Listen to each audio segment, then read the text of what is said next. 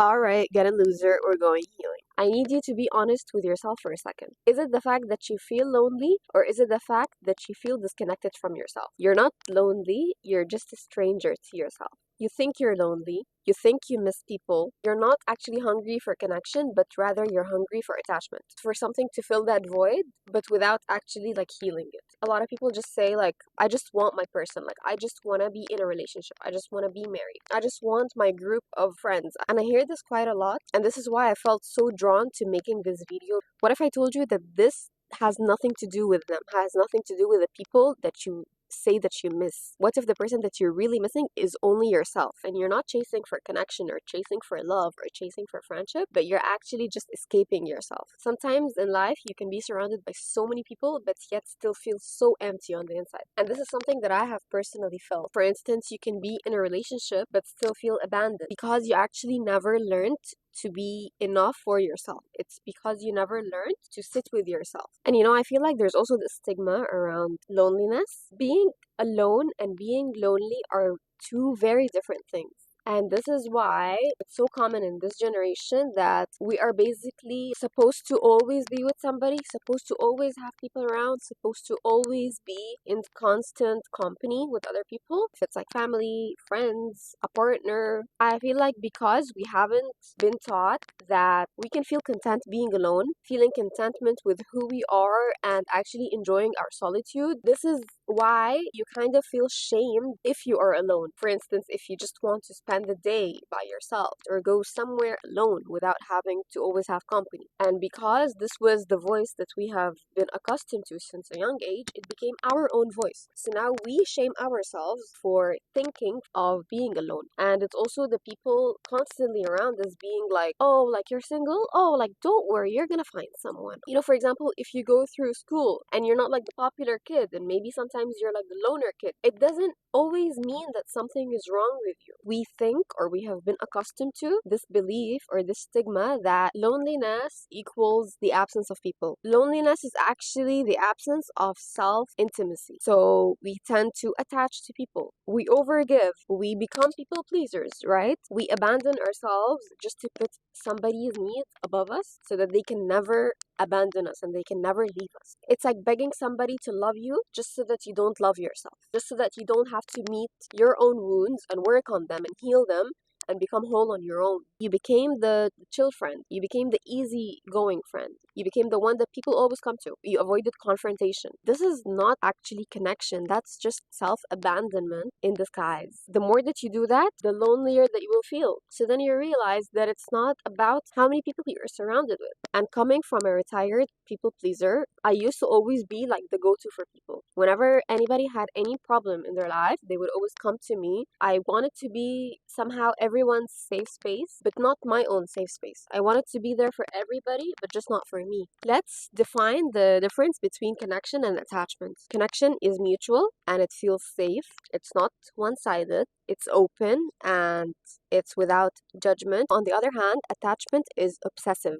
and like addictive. You feel like you just cannot breathe without that person. It's fearful. It's based on fears. It's conditional. You cannot really be your truest self. For example, if you had like a caregiver or a teacher or a relative or whoever it was that heavily influenced your childhood, you never really learn to fix that wound. And so now when you're adult, you try to fix that wound just through different characters that you meet in your life. So it's no longer about that person from your past, but you're still trying to fix that wound through other characters. So you may chase somebody just so that it gives you the same familiar feeling, because this is what your brain has correlated being loved, with what it has correlated being safe with. It activates something familiar. When I talk about healing, I'm talking about regulating your nervous system so that you can get out of autopilot or survival mode and actually feel safe in your own presence. Healing your inner child so much and giving them all the unconditional love in the world to make them feel seen and to make them feel understood and heard. Otherwise, they're going to run your life forever and they're going to run all of your relationships out of fear and out of anxiety. The truth is, nobody taught you this. So you have to now reclaim your own power and start teaching this to yourself. Maybe nobody taught you how to regulate your emotions. Maybe nobody taught you how to self-soothe. Once you learn that, you will stop chasing around people, I promise you. Once you meet your own needs and you know exactly what you like and what you dislike and set the right amount of boundaries, you will stop trying to prove your worth. Once you truly, truly connect with yourself and feel very content with being on your own, you will stop mistaking attachment for love, but rather you're gonna get the real, authentic connection. It just feels that you're a stranger to yourself right now because you never really learned or have been introduced to the parts of yourself that you haven't seen your entire life. Maybe you're finally gonna stop searching for a home in other people and instead look for it within yourself because it has always been there, but it was just waiting on you all along to actually discover it. Get curious about yourself, dig deep, and look into those parts that you have been abandoning. You will realize that you no longer chase anybody or chase any connection that you thought was connection so that you can feel something. So here's the mindset shift on this. I'm going to start out by telling you and by reminding you of something that you may have probably heard before. The most important relationship that you're ever going to have in your life is the relationship that you have with yourself, specifically the one that you build with yourself. You need to feel safe in your own presence. You need to feel content and enough on your own without needing other people to constantly be around you. You want to start feeling less lonely? Just pause for a second. Just